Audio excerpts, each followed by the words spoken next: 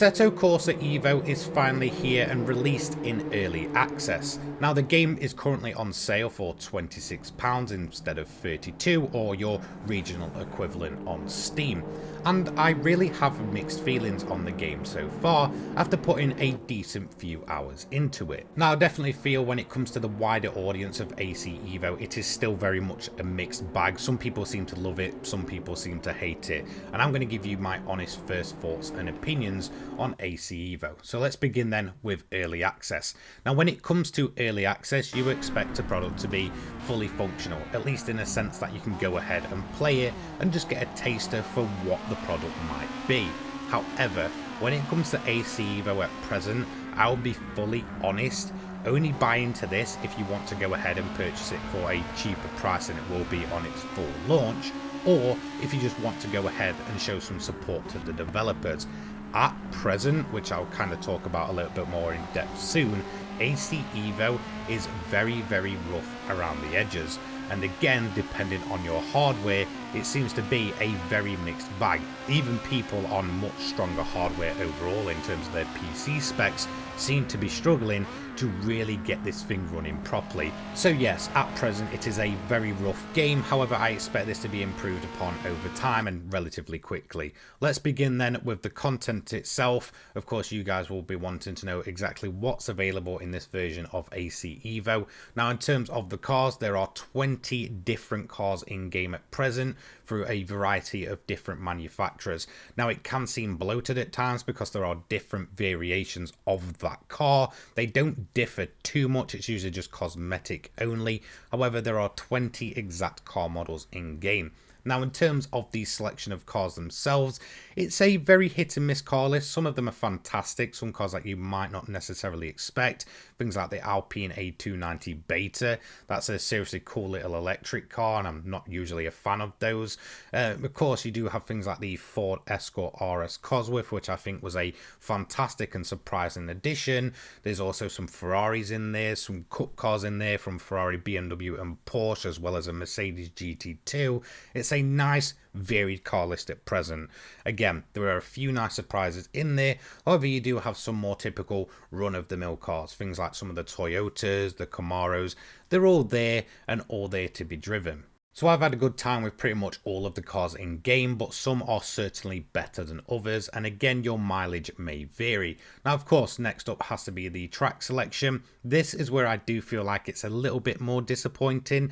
Now there's essentially 8 tracks in game, but actually overall 5 circuits. As you can see, it's Brands Hatch, Imola, Laguna Seca, Mount Panorama, and of course Suzuka. Both Brands Hatch and of course Suzuka do have different variants. Again, I feel like I just kind of wanted more in the end once I'd driven all the cars and all the tracks. Of course, in terms of setting up these tracks, you do have the likes of rain and day-night cycles on pretty much all of them, so they are massively customizable.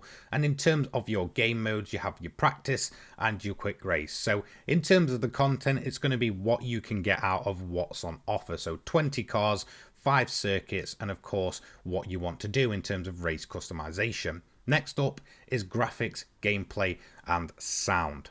So first of all, I want to talk about the car models themselves because I think this is a highlight of the game and it did catch me by surprise just how good they look for an early access. Now in the end, I had to run the game on medium settings to get it to run properly. Now when it comes to them being in the sort of scene selection, I think they look fantastic, and this is where the cars are going to look absolutely their best. Of course, with the whole lighting and it being set up to look incredible, they really do look good. However, you will probably see a dip in terms of the actual gameplay of a car. However, they are still highly detailed, they look fantastic, and I have zero complaints about the actual models in game. Nothing really caught me off guard too much when it came to the car models themselves. Again, in terms of the interior, it's the same thing. Highly detailed, very good looking. So whether you want to see the car out on track, through gameplay or through replay, or you just want to sit and admire them in all their detail in the scene selection, really you're going to have no issues here with just how good and finely detailed these models are. Now, one place I do feel is a mixed bag is in the gameplay department. Now, on one hand, it certainly doesn't feel as hardcore as something like ACC, and I don't necessarily think it's meant to be. I think the overall appeal of road cars, race cars, and this, overall automotive experience certainly lends itself to being less of a full-blown simulator. There's no denying though, it is still a sim racing game.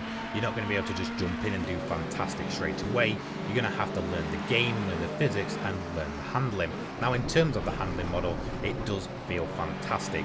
Look, if you're a fan of the previous Assetto Corsa games, then this isn't going to absolutely blow your mind away with a completely different feel.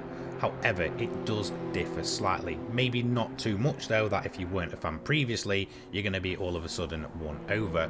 Something I did appreciate though is that all of these cars that I've been able to test in this early access felt individual enough that you really had to adjust to each individual car at each individual track. They felt very, very unique. One downside though for me was the sound design. It just didn't feel quite right. There was times where it just didn't quite live up to expectation. Now, this is probably the biggest downside to AC Evo at present, and that is the performance of the title. Of course, this is early access and this is to be expected, but I honestly didn't expect it to be just this bad. Now, I have a decent high-end PC, and even my game struggled to the point where I had to run it at medium and could have probably even gone lower to make it as best as possible, which of course has the drawback that it just wouldn't look or feel very good. Now, in terms of the game itself, there was a lot of freezes, there was a lot of stuttering. If I changed the camera angle during a race, it would just go ahead and completely freeze the game up for a few seconds and then of course carry on as if nothing had happened. It was really, really bizarre, and it was most notably when it came to the wet races that once I'd turned the rain on, I'd get a lot of these kind of mini freezers. Another thing I had as well is that I tried 2 different wheels when it came to my PC and getting them set up, and whilst the game did recognize both of them, there was absolutely no force feedback on them whatsoever. No matter what settings I adjusted, it just would not work, and unfortunately that meant I had to then go ahead and experience the game on controller, as it was completely unplayable on both my Thrustmaster and Logitech wheel, unfortunately. So in terms of those peripherals, I think it's very much a hit and miss. So of course, if there was a weak point to AC Evo, it would have to be the performance at present. So what are my final thoughts then on AC Evo at current early access day 1? Honestly, I have to admit that I did have fun with the game when it was running properly and not kind of stuttering all over the place. Admittedly, the performance even for an early access title is incredibly rough. At times it kind of felt like an alpha build more than a fully functioning early access title, but I do expect these to be ironed out fairly quickly by the developers. They've already released 2 small patches for the game, so things like peripherals just not working correctly, and of course the freezes and the whole offline online mode saga and drama. I do feel like a lot of this will definitely be patched upon very, very quickly by them. Now, in terms of the game itself, again, you should more see this as supporting the developers and the product, and of course if you want it for cheaper now and just wait a little bit with it in your library, of course when it's fully functional, then just go ahead and do it. I don't really see the issue with that either. And yes, in terms of the content, this is the least amount of content you will see from this game in its entire life cycle. However, you can still have a good amount of few hours fun with it, with all of the different cars and the different track layouts, so it's only going to grow from here.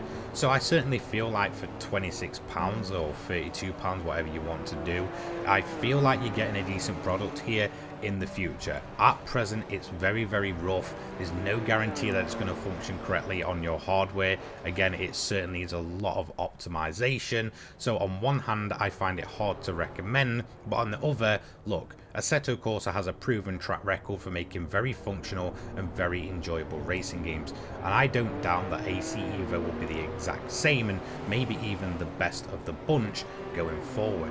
I feel like there's a lot of potential here, and I feel like a lot of that potential is already showing through. So if you like the previous titles, then just go ahead and get into the game now.